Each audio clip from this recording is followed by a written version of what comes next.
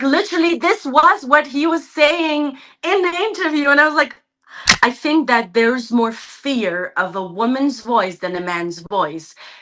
Everyone welcomes a powerful man here who has businesses and cars and lands and anything, and can still be on TV and look dashy and all of that. And but when a woman who has almost nothing but can speak her truth, we're so afraid of that. We're not used to women having much, especially voice wise. We're still not accepting of it. I think we know of them, and I'm so proud of our place of how women have come forward Mm.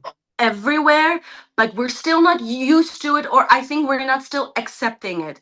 So because of that, the objectification of women on in media, it continues. Like, it's in the way the news is told, the way gym is covered. Like, for example, they go and cover a report about a new gym being open, the way the camera angle shows the woman and the kind of music used, the way the reporter reports. Any TV channels you open, it's always about what a woman should wear, how she should talk, what she shouldn't eat, be healthy, like she can't have children. So it's always about our body on TV.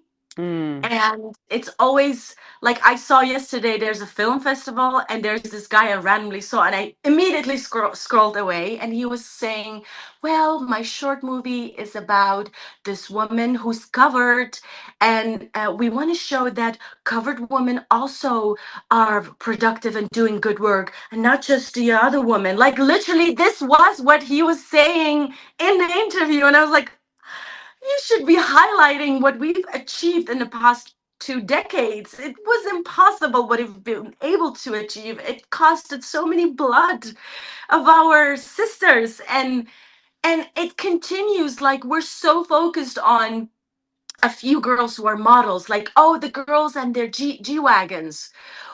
And so this takes away from highlighting, celebrating an author, a writer, or a filmmaker, any kind of great woman.